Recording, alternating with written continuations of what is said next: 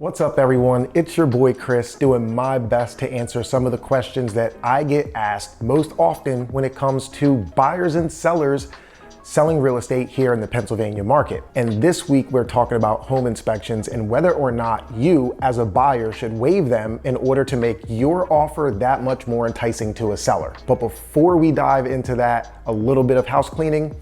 I'm Chris Nelson with Genstone Realty, and this channel is all about real estate advice, tips, and tech. So if any of that excites you, you're in the right place. But do me a favor, drop me a comment, hit that thumbs up, consider subscribing, and mash that bell so that you're notified of my future content. So let's face it, a majority of my videos, especially ones this year, have all about offers and how to make them stand out. And if you are a seller, some of the things that you should look for before signing off on a contract. Now, this week's topic is going to be a little bit more specific to a buyer, but there is some value in this for sellers too. So whether you're buying or selling, stick around to the very end because I want you to learn something today. Now, in my 19 years of selling real estate, I never thought that we would be talking about whether or not it made sense to waive inspections.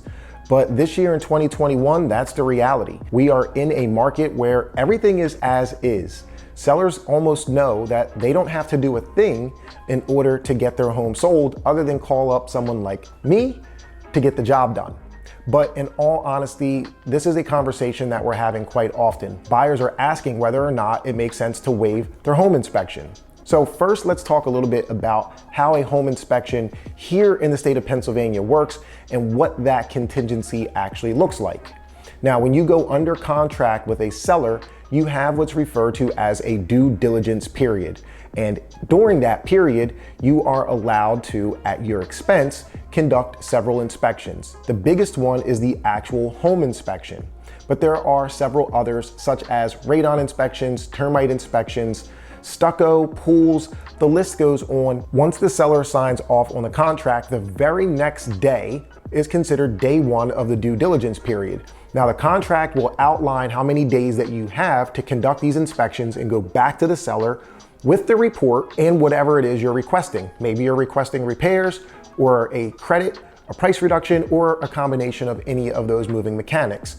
But in this environment, what's happening is buyers are actually waiving the option to have a professional, a home inspector, come in and take a look at the property during that due diligence period, ultimately letting the seller know that they don't have to worry about any repairs, credits, or price reductions because the buyer is doing a home inspection. Now, as a buyer, think about it, that could be pretty risky, especially if you're not a contractor. A lot of us don't know what to look for beyond what's visible to the eye when it comes to determining the overall condition of a property. Now, there's a lot of things that home inspectors look for or look at that we don't even think about when we're walking through a home. Well, maybe some of us think about these things, but a majority of people don't. And some of those things are the condition of the actual electric, the condition of the heating unit, the plumbing, roof, and the list goes on. Because unless you're bringing your ladder or a drone with you, the odds of you determining how much life is left in that roof is pretty slim. Now, that brings me to another point.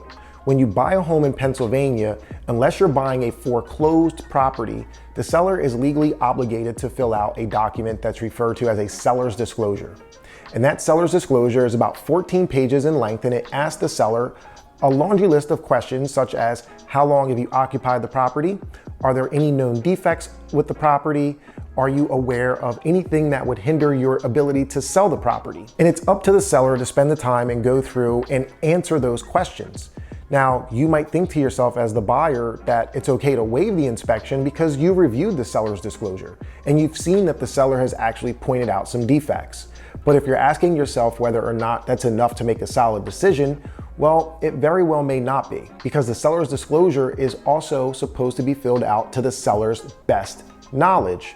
Meaning, if the seller was unaware that there is a very slow leak in between the walls that has not become evident yet, or the roof is about to leak or is leaking, but again, hasn't made its way into the property because it's a slow leak, or maybe there is a crack in the sanitation sewer line, which can be relatively expensive.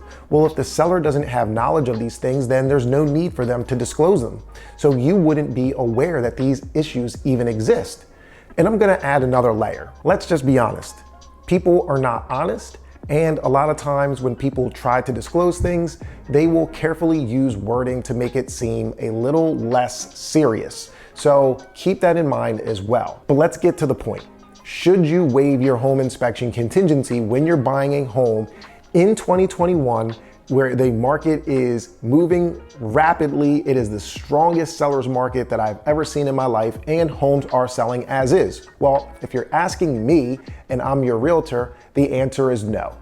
I at no point will advise any of my clients to waive a home inspection. I don't care how many homes you've bought. Unless you're a contractor and you're really gonna go through that home with a fine-tooth comb and understand some of the things that you may have to correct and the price tag that comes along with some of those repairs, I honestly think that it is in your best interest to have a home inspection.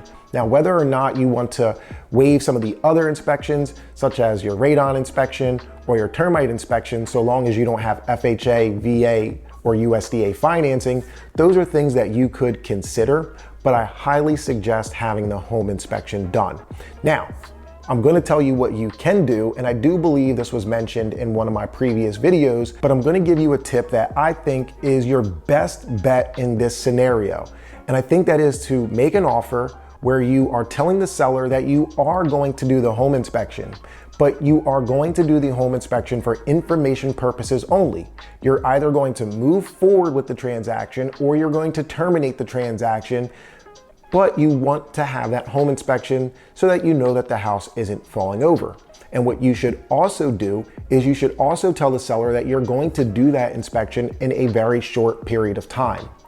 In Pennsylvania, the language in the agreement states that you will do those inspections within 10 days, so long as you don't alter the agreement.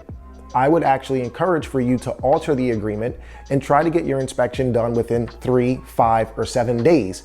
But before you make that commitment, also make sure that you have a home inspector that can get the job done within that time frame. But it is extremely important, in my opinion, to have a professional come in and get that home inspection done, because, well, there's a lot of liability that comes with not having a home inspection. And sellers, where I told you that in my opinion there was some value to this, well, this is kind of where my point to you comes into play, and that is around liability. If a buyer waives a home inspection and buys your home, when they are faced with issues, they're going to go back to your seller's disclosure. In the real estate industry, the biggest piece of liability that we have is disclosure or lack thereof. And what a buyer is going to do if they feel as though there is a defect that you did not disclose and they just paid you thousands of dollars over what you were asking for your property, I can almost guarantee you that they're going to revisit that seller's disclosure and they're going to pick it apart, and you very well may be hearing from their attorney. So with that being said, I know that you want to take an offer that is nice and clean and doesn't have any inspections whatsoever. And I'm not encouraging you not to do that, but what I am encouraging you to do is make sure that you understand the additional liability that may come with it. And no matter who you are, fill out your seller's disclosure honestly.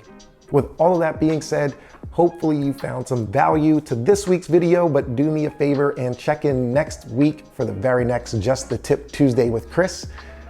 Until then, take care.